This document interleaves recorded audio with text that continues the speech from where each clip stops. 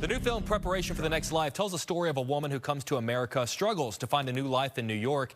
And when she comes across and falls in love with a young American soldier, the two of them both learn, sometimes in a very hard way, that life doesn't just give you happiness because you want it. You have to be willing to change your circumstances before a better life presents itself to you. The film is directed by an Oscar-nominated filmmaker, Bing Liu, a Rockford native who has delivered one of the year's best films. I'm honored that he joins us live in studio. Man, thank you so much for coming in. I appreciate you. Thanks for having me. I've got so many questions. What an amazing screening of the movie last night. I truly love the movie. I want to start by talking, you have such a great background in documentary filmmaking. Obviously, this is a feature film, scripted, actors, but there were so many moments that the movie felt so natural that it felt like I was just, like you were a documentary filmmaker and I happened to be eavesdropping on the lives of these two people. And I'm sort of curious, are there any skills as a documentary filmmaker that sort of transfer over whenever you're doing a feature narrative film like this? So much of the way I make documentaries is about trying to capture the truth and waiting for very truthful moments to present themselves and just being around to capture that.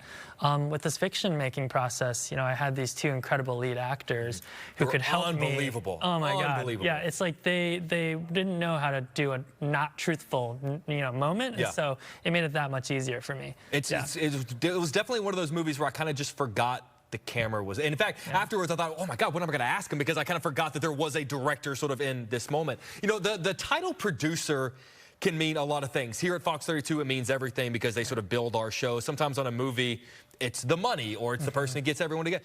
When your executive producer is a guy named Brad Pitt, what does that mean for you? Do you get to be in communication? Is it just because Plan B is sort of the backing? Like what is your relationship with Brad Pitt when he's the producer of your film? I mean, personally, we didn't have a personal relationship, but it mostly meant that his company got behind this film and allowed us to make a really special film that was going to go get seen in the world. So I'm going to put you on the spot. I mentioned your work as a documentary filmmaker. You did Minding the Gap, which got you your Oscar nomination not long ago. And Hollywood Reporter just named the top 25 best sports movies ever made. Yesterday, I believe the list came out, and Minding the Gap was number 16. Oh, that's amazing. Wait, is this your first time? Yeah. You just okay. Well, the Hollywood Reporter named the film one of the best sports movies ever made in the history of film. I just love what's your reaction to that? I'm amazed no one has told you this. Well, I'm sure Hoop Dreams must be on there, Hoop Dreams is number 2. You know, I got to shout out, Steve James and everyone at Cartemquin who helped, make Minding the Gap what it became. Yeah. So, they had, I think Raging Bull was number 1, Hoop Dreams is number 2, but yours is number 16. That's huge when you think of all the sports movies. I want to talk about your history being from Rockford. You've been to Chicago many times, Illinois native. Are there skills, oftentimes, when I talk to filmmakers or actors that come from the Midwest, that come from our area, they often talk, you can see the DNA of where we're from in their films. When you look at this film, which is very much a New York movie, but when you look at this film, obviously Minding the Gap was Rockford, but when you even look at a movie like this, which is such a New York movie, do you still see the fingerprints or the DNA of the Midwest anywhere in here? Yeah, absolutely. So these two characters, one comes from rural China, another one comes from Pennsylvania.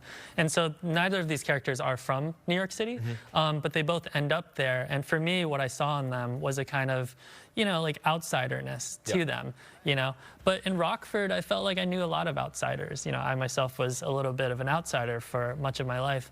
And I think that's how I approached this movie.